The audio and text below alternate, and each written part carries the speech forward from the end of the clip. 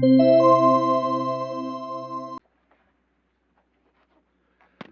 right, welcome. Glad for such heavy interest today. We definitely should have booked the bigger room. I apologize to those of you that are watching us remotely. Let me first, before I introduce Professor Graham, just mention that this event is partially sponsored by the SIS Student Association, the International Relations Student Association, the Society for International Studies. If you haven't heard that name before, it's because we've just rebranded over the summer. If you've heard of Sigma Iota Rho, we're now the Society for International Studies, and so we welcome you to find out more about us. And I want to express appreciation to Alyssa Trent and the other leaders of that club for their help in preparing for this event. We're very grateful to have Thomas Graham here, Dr. Graham, with us today to speak about Russia and all things Russia. There's more than enough material, I think, to keep us busy for a little while. Just so you know his background, he has a bachelor's degree in Russian studies from Yale. He has an MA in history from Harvard, and then his PhD in political science from Harvard. He served 14 years as a foreign service officer, including a couple tours in Moscow at times of really substantial change going on in Russia. So he has a very close kind of in-person connection there. After that, he also served in the State Department on the very important policy planning staff.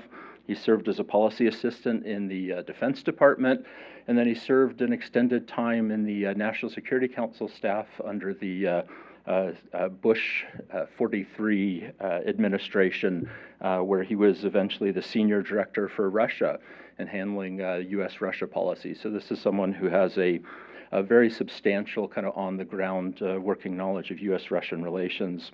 More recently, he's been a research scholar and lecturer at Yale in their program on Russian, East European, and Eurasian Studies.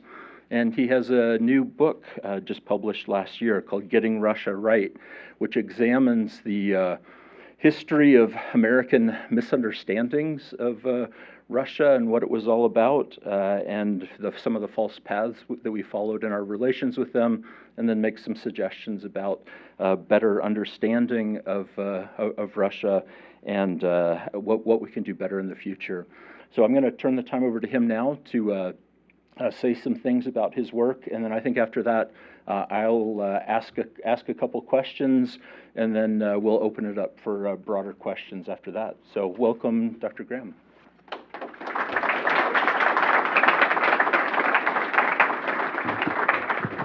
Thank you very much. And it is indeed a real pleasure to be here with you today, particularly on this beautiful fall afternoon. I understand that I'm responsible for the 80-degree weather out there, and it will end as soon as I leave later in the week. I wanted to talk a little bit about my own background and then a little bit about how I think about how we got here in U.S.-Russian relations. In a sense, I've been doing Russia stuff since the time I was 7 or 8 years old. I know all of you in the room remember the Sputnik launch in 1957, but that was really a formative period in my life. I was a young boy in New Jersey at that point.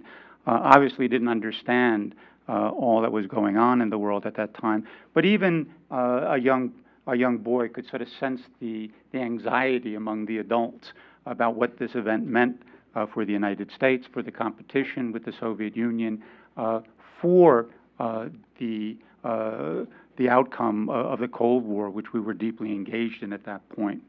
And that is the moment that I began to study Russia in many ways.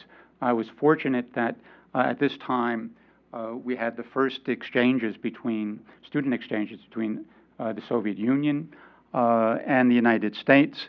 I was able to read a lot of the literature that those first exchangees prepared and published after they got back from the Soviet Union. And then I also had the great fortune to go to one of the first high schools in the United States in Princeton, New Jersey, that offered Russia as a second language.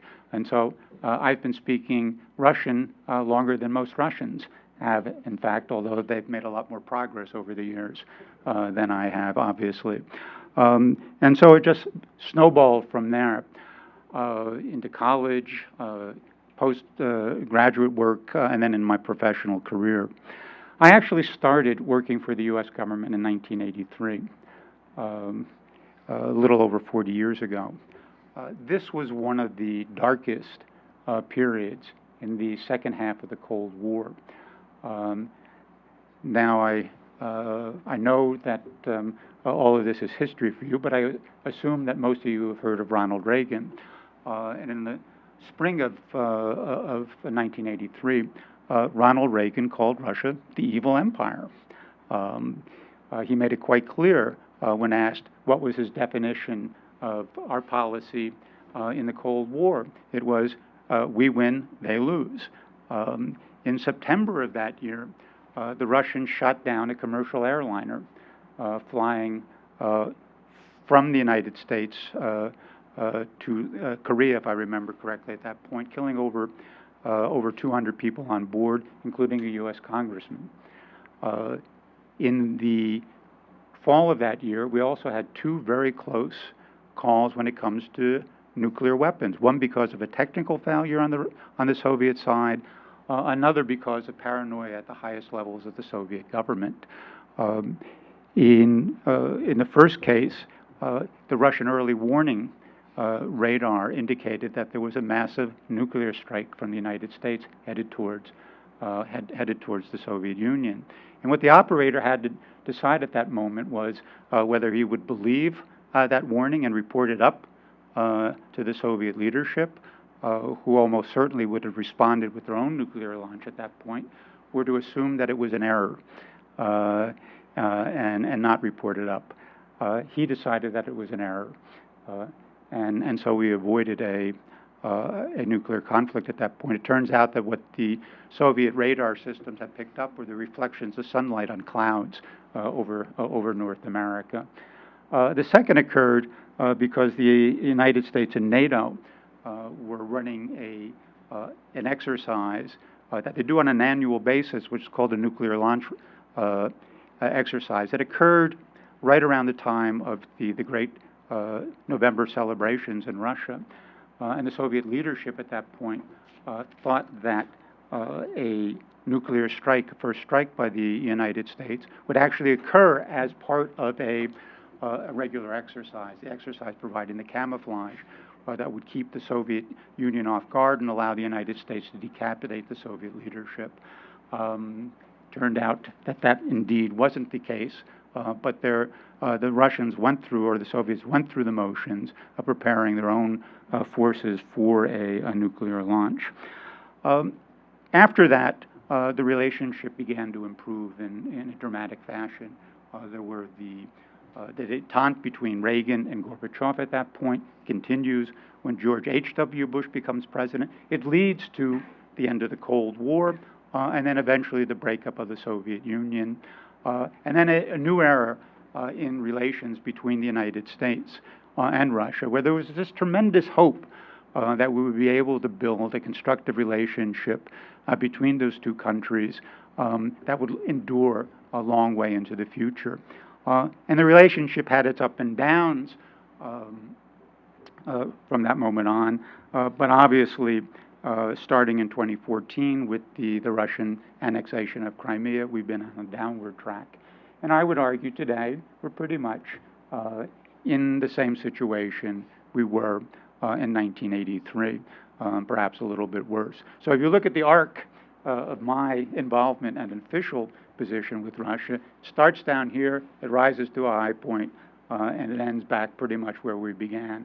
A 40-year cycle in U.S.-Russian relations. And one of the things that I wanted to do, and this is the reason for the book that I wrote last year, was sort of understand what happened, why this relationship that began with so much enthusiasm and optimism at the end of the Cold War has descended to the depths that it has at this point.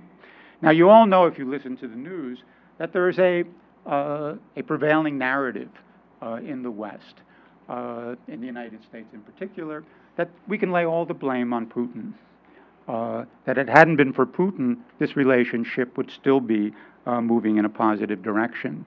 And it's certain that there is an element of truth in that. If you look at the events since 2014, the annexation of Crimea, the fomenting of rebellion in eastern Ukraine, the incursion into Syria in 2015 to save a vicious tyrant, Syrian President Bashar al-Assad. If you think about the interference in the U.S. election in 2016, if you think about the massive invasion of Ukraine in February 2022, and the brutal fashion in which that conflict has been conducted by the Russians over the past 2.5 years, there's certainly adequate reason to have Putin as a factor in the deterioration of the relationship. But I think that is too facile an explanation, and in a sense lets us off the hook. Anybody who's been involved in foreign policy understands that it is a matter of action and reaction. What we do in Washington impacts on perceptions in Moscow, leads to actions on their part to which we have to act to.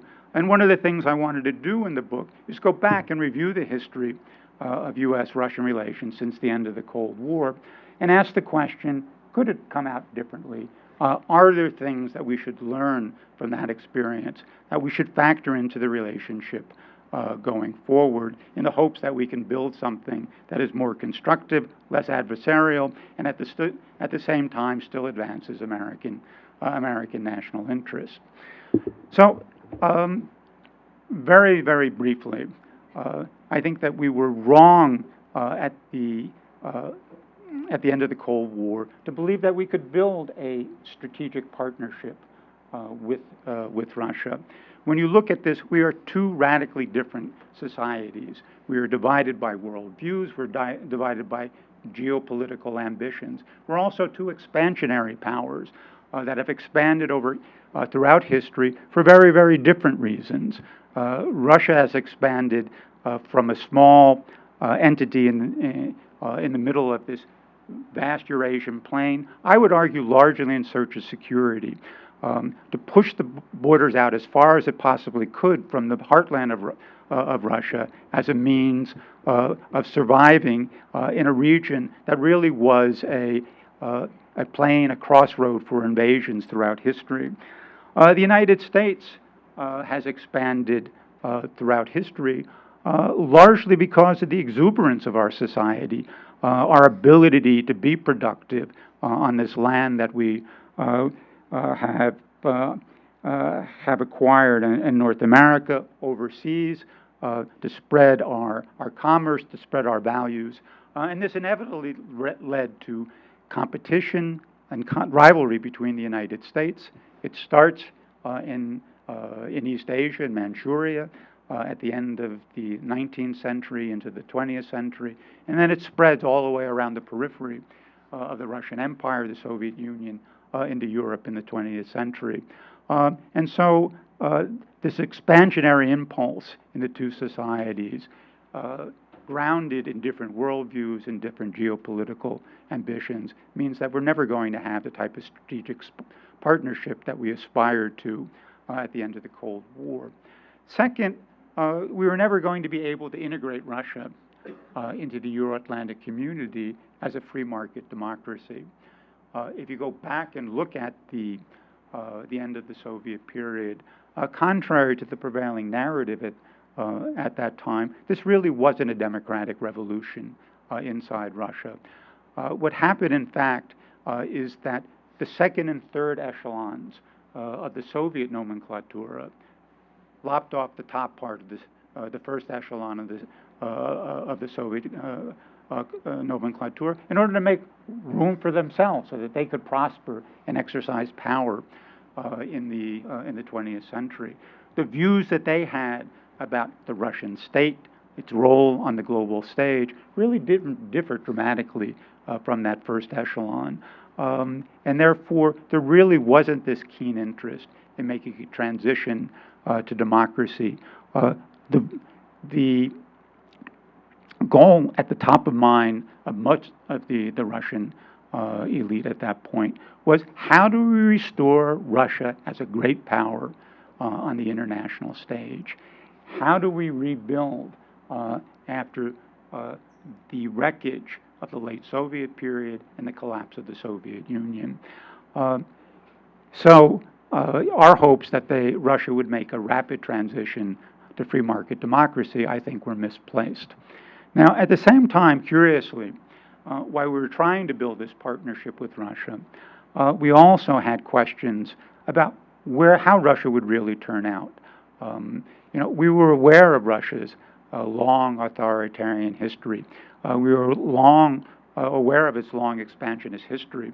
And so what we wanted to do at the same time was to hedge against the return of that bad Russia, while we were trying to encourage the development of a good Russia. The problem, I would argue, is that we hedged in ways that increased the chances of a return of that hostile Russia from the standpoint of American national interest. We moved very quickly to the expansion of NATO, which we knew would be problematic for the Russians at that point. We did this while we tried to tell the Russians that this would all work out to their advantage over the long term. And we did it despite the fact that we already had in place a policy called Partnership for Peace that provided a way of managing security in Europe that didn't draw a firm line between Russia and the West. And I would argue that we should have continued that policy for many, many years as a way of acclimating Russia to the new geopolitical circumstances and not creating what the Russians perceived as a threat to their own national interest at that point. But we decided to take the path of NATO expansion. The second thing that we did at that point was to promote what we called geopolitical pluralism in the former Soviet space. That is to support the independence and sovereignty of all the countries that emerged from the wreckage of the Soviet Union. Now, I would argue that there's nothing wrong with that. That is something that we should have done at that point. The problem from the standpoint of our relationship with Russia is that we did this in a way that created the impression in Moscow that our real goal was not the independence of these countries, it was to erode Russia's presence and influence in this region. And this is a region that was critical to Russia because it had been the foundation of Russia's great power throughout history. And again, I think we pushed too rapidly to reduce the Russian presence as opposed to sort of waiting our time, exercising patience, and letting developments unfold on their own in ways that would have been advantageous to the United States over the long term, and probably less neuralgic from the standpoint of Russian national interest.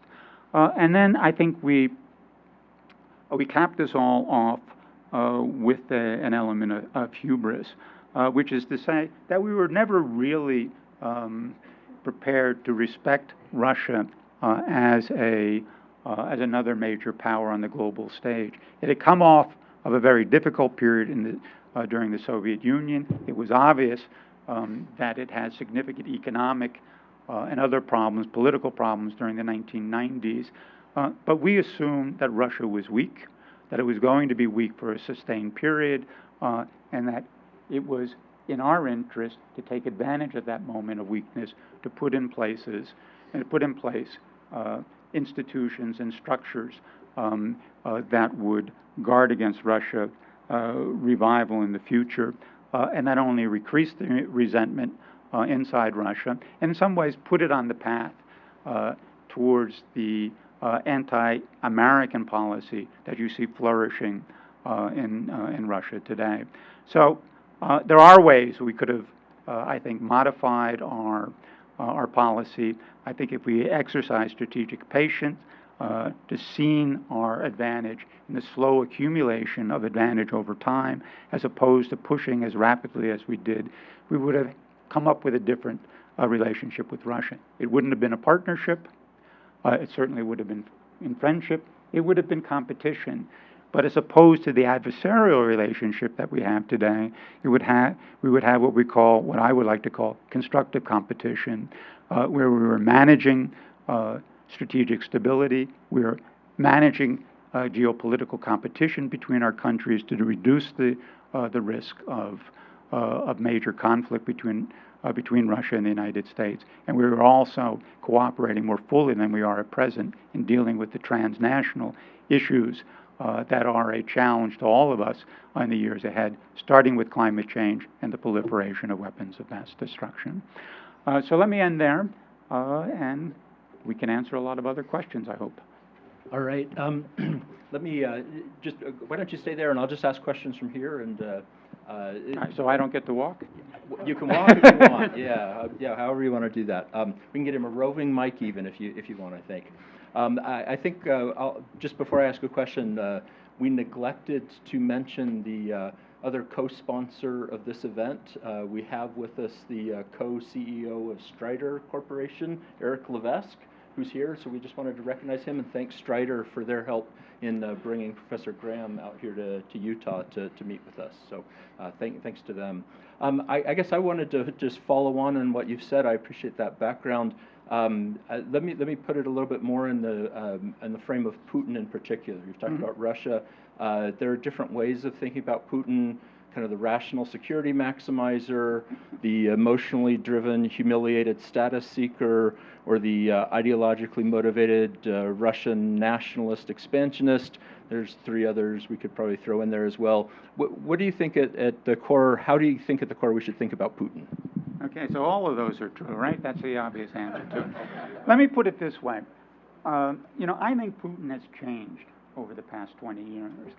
When I was engaged in government and had the most sort of contact with Putin, I saw very much as falling within the broad tradition of Russian strategic thinking.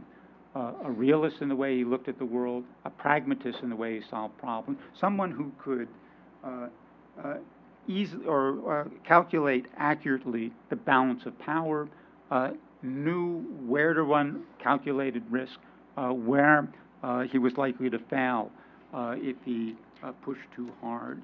And that was a Putin that, while he did things that were hostile to the United States, was someone I think it was easier for us to sort of manage, to deal with for that reason.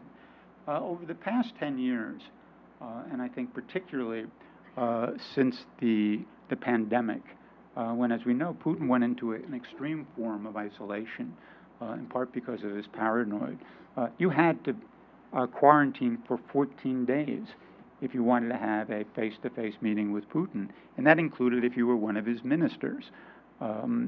If you remember that period of seeing Macron, French president, and Putin sitting at the end of this long table, that's because Macron refused to quarantine for 14 days, and that's the only way Putin would see him. There are also other cases where there were emergencies where he needed to have a meeting with his national security officials. And you might remember a picture of him sitting at a table, and all the military located in the corner of the room, way over there, as far away as you could be, and still be in the same room with Putin. And that had, I think, an impact on his psychology. And what we've seen over the past decade is the emergence of what I would call a messianic view of Russia and his role in Russian history. So he begins to compare himself frequently and explicitly with former czars, Peter the Great in particular. And he wants to be remembered as one of those great czars. And what do great czars do? They gather the Russian lands. They expand the empire.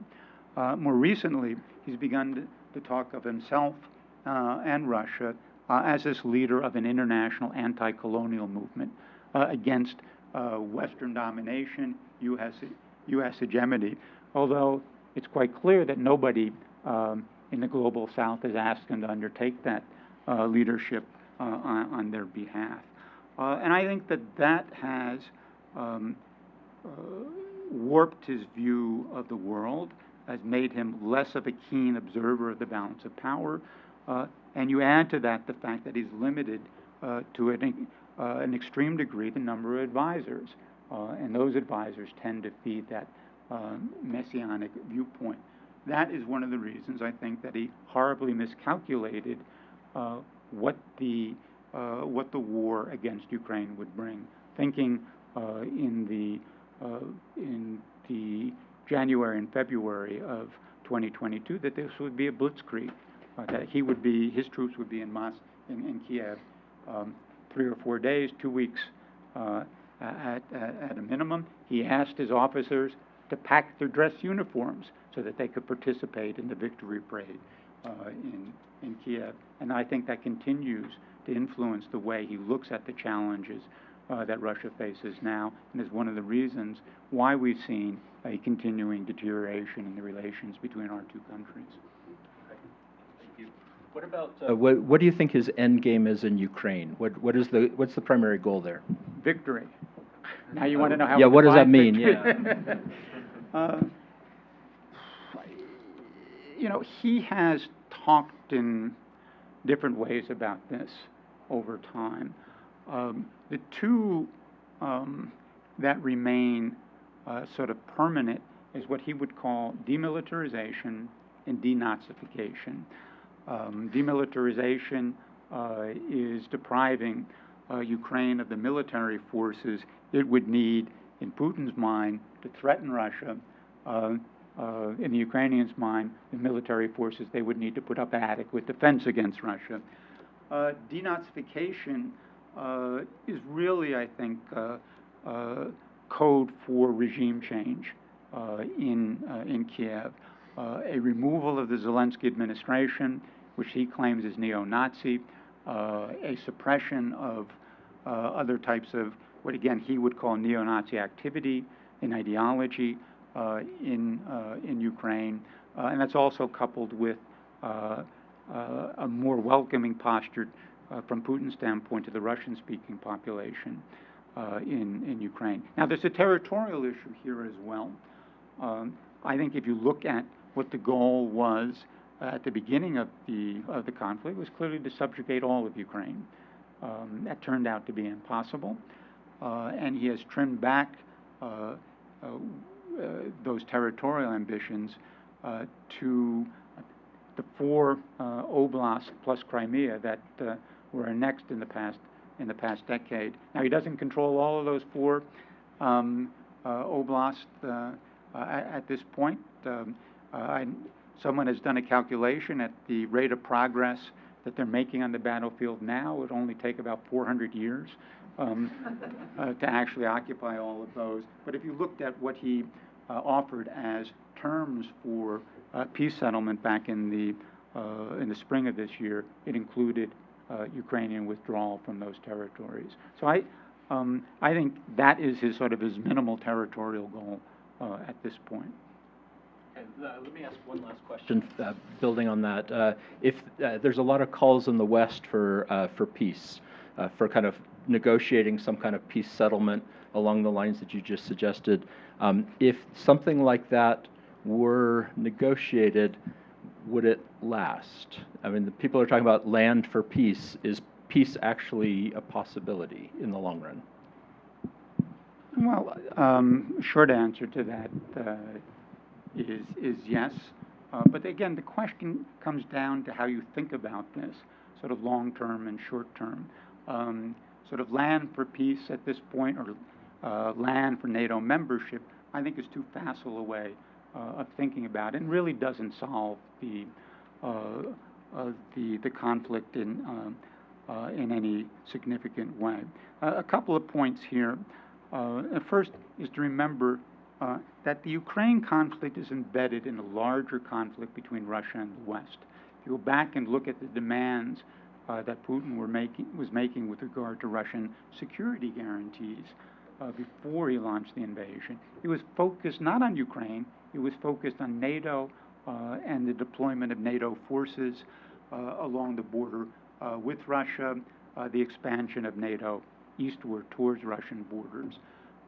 So that's just a way of underscoring the fact if we end the conflict in Ukraine, we still haven't ended the broader conflict and challenge we're going to face with Russia going forward. The second is that I think we need to think of the resolution of the narrowly construed Ukraine conflict in more long-term, more pragmatically. Most people in the West, I would venture to say, when you say Ukrainian victory, it's about the liberation of territory that Russia has seized. And there may be some dispute over whether it's back to the borders of February 2022 or what the Ukrainians say they want back to the borders of 1991.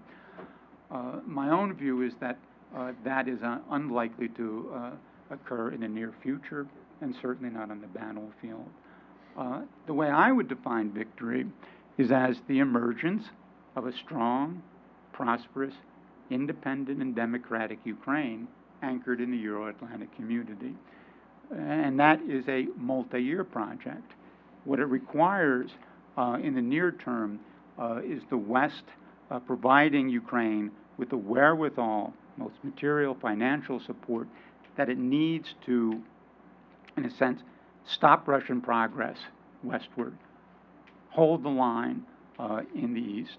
It requires us providing Ukraine with as well-developed an air defense system as possible so that you can prevent or degrade Russia's attack on critical infrastructure and Ukrainians' large cities, create a situation in which it's possible to think in practical terms about an economic domestic reconstruction, initially with public money, eventually with private money. And then you link that with a movement on the EU accession talks. These are talks that will create the pressure and the incentives for Ukraine to undertake the type of economic reforms, the political reforms that it needs in order to enter the EU at some point, one would hope in the not too distant future. And then the final element of this is some form of security guarantee for Ukraine so that you create a situation in which the risk of a renewal of Russian aggression is limited. Now, I would argue that that security guarantee is not going to come in the form that the Ukrainians want, and that is NATO membership. It's not going to come in that form because it's hard for me to imagine you getting consensus among the 32 NATO allies at this point to admit Ukraine. It's hard for me to imagine because I don't see, as a practical matter, how you would get 2/3 of the U.S. Senate to agree to admit Ukraine into Europe. One of the dirty secrets about NATO expansion since the end of the Cold War is that until the admission of Finland and Sweden, we never admitted a country to NATO that we thought we were going to have to defend against the Russians in the very near future. We did most of that expansion at a time when we were trying to cooperate with the Russians, at a time when we thought Russia was too weak to pose a real challenge to any NATO country. We admit the Swedes and the Finns, but remember, we've had very close security relations with those two countries for decades. Those two countries have done a tremendous job in building up their own defense industrial sector and building capable militaries.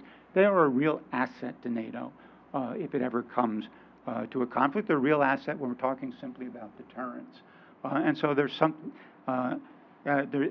apart from the Poland, the Czech Republic, the Hungaries, the Romanias, and so forth that had joined. And I just don't see how you're going to bring in a Ukraine when the President of the United States has made it clear, and I think reflecting the views of much of the American political class, that we are not prepared to go to war against Russia to defend Ukraine. What we're prepared to do is what we're doing at this point, maybe step that up. I think that is sufficient for deterrence going into the future. And so that's the way I would think about it. I think what I'm talking about has the advantage of providing a reasonable solution to the problem. It guides policy and takes into account what I think is possible to achieve on the battlefield at this point. Okay, I want to make sure that we open this up for questions now. So I'll call on people. We'll need you to stand up, introduce yourself, name and where you're from, what your major is, and then ask please succinct questions, and make sure that you speak loudly so the room mics can pick that up. So who'd like to go first? So I'll go in the back in the black. Yep, stand up. Hi, my name's Tyler Jackson. I'm from Houston, Texas. My major is international relations. You made some good points a second ago about how Putin compared himself to Peter the Great, but that actually brings up my question. There's been a history of power struggles when it comes to the death of like great centralized leaders like Peter the Great and even Stalin, because nobody's been in power this long since Stalin. So my question to you is, based on all you've seen throughout your career, how would you imagine the Russian politics and government affairs being affected by the natural death of Putin or the end of his regime? And do you believe there is a certain figure that might lead Russia afterwards, like they planned for this? That's a very good question, and it's one of those questions that we spend a lot of time thinking about. Okay? And we have no good answer to that question. Clearly Putin is going to leave the political scene at some point. What happens afterwards depends to some extent on how he leaves the political scene. A natural death, it could be an abrupt death, he dies of a heart attack, or it could be a long, lingering death. He has cancer for a number of years, for example. Each one of those allows the Russian political elites to operate in a different way to secure their own livelihood and their own political fortune after Putin leaves office. I don't rule out Putin being pushed out of office at some point because the policies that he's pursued no longer protect the elites against foreign enemies, no longer protect the elites against the population as a whole, and no longer protect the elites from themselves. And so that leads to a different type of scenario. What I think is most likely is that they will make an effort of looking to make this look like it is according to the Constitution. But there's going to be a power struggle, and it will take a number of years, 2, 3, 4, maybe 5, for this new system to consolidate itself. It's not so different from what happened after Yeltsin stepped down and Putin stepped into his place. It took about that long for Putin to exercise the preeminence that he does in the Russian political system. The second thing that I would say, and I think that this is more hopeful from the standpoint of American national interest, is that if not in the initial succession, perhaps in the subsequent one, that you'll eventually get a return to that more pragmatic, realpolitik way of conducting foreign policy, a movement away from the messianism that has played a role in Russian foreign policy at rare moments and throughout history. It almost always ended disastrously for the Russians. So you see a more pragmatic, a more realistic Russian leadership. That is a leadership that will be easier for us to deal with. I also think it will be a leadership that will understand that in order to deal with the challenge that it's going to face from China over the long run, that it actually needs to build a working, constructive relationship with the United States.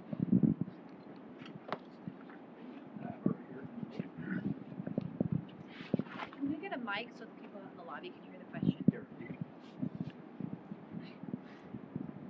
Hi, Dr. Graham. My name is Tyler Ransom from Des Moines, Iowa, studying political science. We've seen security guarantees from the West in Ukraine and Russia in the past. What can Ukraine do, especially to maybe create a better agreement that would create a better security guarantee compared to the one that we saw in the 90s when they gave up their nuclear weapons? Thank you.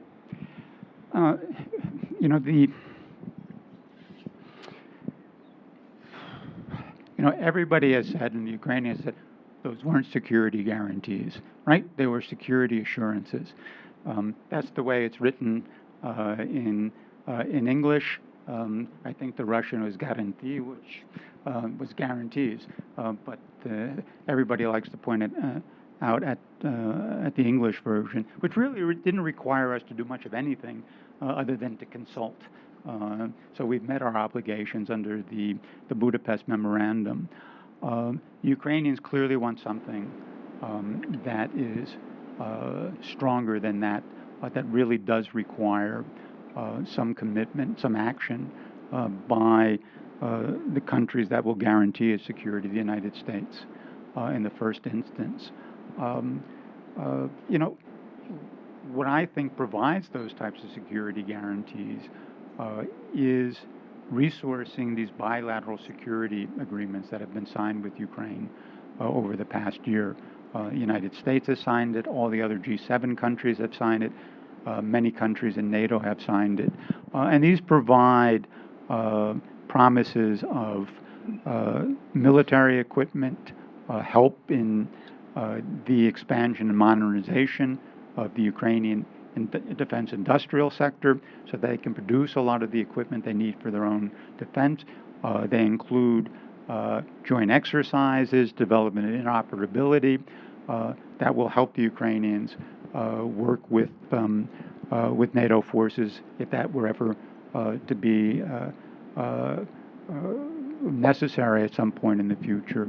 It's those types of things that I think help build the security guarantee. But a lot of this also comes down to what becomes of Ukraine.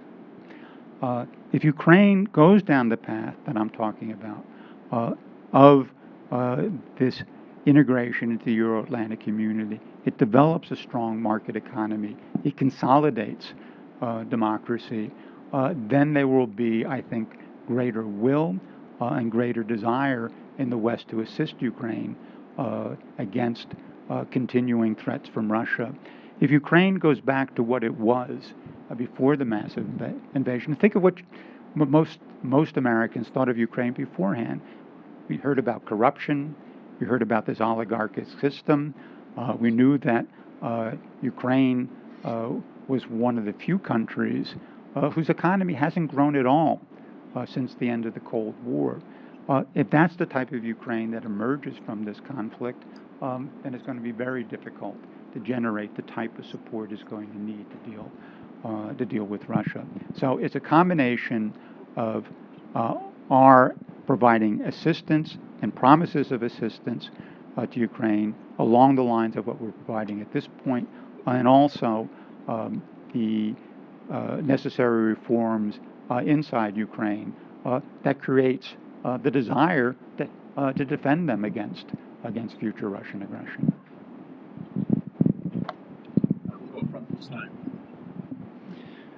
Hello, my name is Michael from Georgia, studying Russian and international relations. So my question is in relation to a lot of voices I've been hearing that basically we shouldn't be involved in Ukraine at all, that we should let the giant lie, and that somehow that will be the end of our troubles.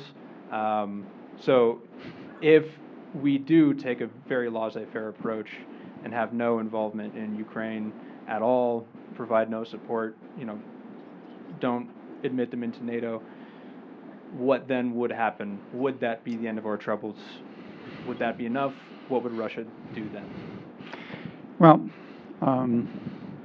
so where do you come down on this question? I'm pretty pro-Ukraine. Okay, I would have guessed that. Look, first point is that doesn't solve our problem, right? one of the points I've already made, that this is about much more than Ukraine. This is about Russia's relationship with the West, and particularly how you manage this long frontier between Russia and NATO, which now stretches from the Barents Sea through the Baltic Sea all the way down to the Black Sea. Second, I think it's very difficult to subjugate Ukraine. Even in the absence of Western support, the Ukrainians would still fight. There would be some form of insurgency. And the forces that the Russians have and are prepared to deploy in Ukraine are not sufficient to pacify the country. If you go back and look at the Soviet experience in Afghanistan, they had about at the peak as many forces devoted to trying to pacify Afghanistan, and we know how that turned out. I still think, even if we didn't provide the support, there would be other countries that would provide the type of weaponry, logistical support that Ukrainians would need to conduct an insurgency. And so that's what I think would happen. My own view is that we should continue to support Ukraine, in part because that will create better conditions for us to deal with Russia in the future, is important for maintaining, I think, the transatlantic community, in part because of the importance that particularly our Eastern European allies place on Ukraine, and the concerns they have about Russia. So I think stepping back, not providing any support at all, is really misguided from the standpoint of U.S. national interest.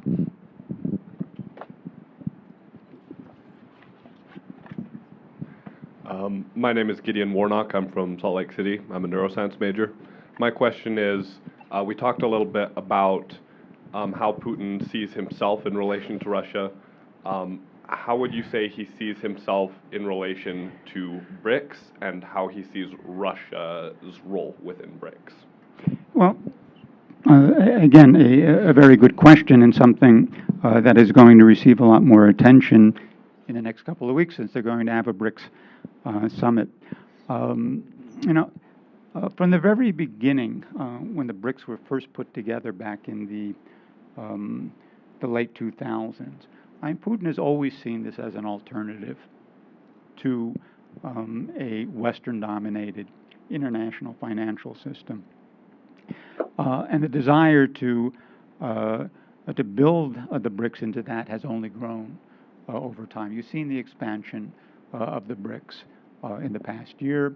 There are going to be a number of countries that are going to attend this summit in the next couple of weeks. Putin would argue that there are dozens of other countries that want to join this. And the idea is that this begins to provide a counterbalance to the International Monetary Fund, the World Bank, and so forth, that are Western dominated. We'll have to see how it works out. I think that that is a grand ambition that is unlikely to realize in the short term and probably over the long term. Many of the countries that are interested in the BRICS still want to maintain very good relations with the West and with the IMF and the World Bank. They would like to play one off against the other. They don't want to come down on one side or the other. It's not clear what sort of currency arrangements they could come up with that would replace the dollar and other Western currencies that are used as international reserves at this point. So I think there's a long haul in that regard. Final point I would make here is my guess is that most of the countries that want to join the BRICS are attracted by the fact that China is in the BRICS and not by the fact that Russia is in the BRICS. In the back, Claire. Thank you. Hi, my name is Claire Brimhall. I'm from Portland, Oregon, and I'm studying international relations. And my question is how you think the U.S. presidency or the U.S. Presidential election? Yeah, the national election is going to affect our relationship with Russia and our aid to Ukraine. Said, I wish I knew the answer to that question, right? It's the question that everybody is asking. And it's very difficult to say at this point. You know, we've heard what the candidates have said over the past several months. Some of it positive, some of it negative as far as the issues that you've raised are concerned. Some is going to depend on what actually happens on the ground, what the choices are that they have to face. You know, no matter what happens on November 5th, the new president's not inaugurated until January of next year, and a lot can happen that would shift the analysis, would shift the decisions that a president would have to make. So let me put it sort of in sort of simple terms. I think Harris would be a continuation of Biden administration, but there'd be some nuances. Remember, she's going to have a different team. We're going to have a new Secretary of State, a new National Security Advisor, and much will depend on what those people think and how they advise her. Second, you need to remember that Harris is not as committed to Ukraine as Biden is. She doesn't have that long history. Biden's memory goes back to the mid-period of the Cold War. He has very strong feelings about that, about foreign policy, how you deal with Russia. For Harris, that's a best in an intellectual exercise. It's not something that she feels in the gut. You know, she doesn't know that much about Ukraine. She doesn't know that much about Russia, and that could impact on the way she decides certain things. For Trump, you know, we don't know whether he's going to solve it in 24 hours or before he's inaugurated, right? But as another way of saying, we don't really know what he's going to do and what the impact would be. You know, almost anything he's prepared to offer Putin is not going to be acceptable to Putin at this point. If he abandons Ukraine entirely, that doesn't mean the West abandons Ukraine entirely. So that doesn't begin to solve Putin's problem. How Trump reacts when a Putin doesn't make that great deal that he thinks that he's just offered, again, is an open question. What I can tell you is that in the conversations that I've had with senior Kremlin officials over the past couple of years, the point that they make repeatedly is that it doesn't make a great deal of difference in the long term who's elected from the standpoint of Russia's national interest. They are persuaded that the American political class is at root anti-Russian, that its goal is to erode Russia's position on the global stage, and that is going to continue for the long term. The intensity will vary from time to time. That's where a Harris or a Trump would make a difference. But fundamentally, it isn't going to change the overall dynamics in relations as far as the Kremlin's concerned. We'll do one more question. You have the last question. Thank you. My name's Ellie Brown. I'm a European Studies major, and you mentioned before how America isn't prepared to aid Ukraine, their defense, but we could aid them financially. And you talked about how that would start with government help and then private financial help. What do you think everyday Americans could do to provide that financial help? First of all, I didn't say we shouldn't defend Ukraine. I don't think we defend it the way it's not going to happen through bringing it into NATO. We are providing, perhaps not enough from the standpoint of some individuals, but providing a significant amount of military assistance to Ukraine at this point. That has been instrumental in the Ukrainians' ability to push back against Russia's aggression since February of 2022. This is not something that is resolved, I think, at the personal level in the United States. This is really a matter of government policy. What individuals can do is what you would do in other circumstances, which is convey to your representatives in Washington that this is an important issue for you, that this is something where you'd like to see continued support, and if it comes to that, you would like to see the Congress vote additional funding for Ukraine. The $60 billion that the Congress passed last spring runs out probably in January of next year. There'll almost certainly be a need for further tranches, and particularly if you want to resource these this security cooperation with Ukraine over the long term for 10 years, there's going to continue to be a need for funding. So making it clear that this is an issue that's important to you and that in some way determines how you vote in congressional elections is an important element of that.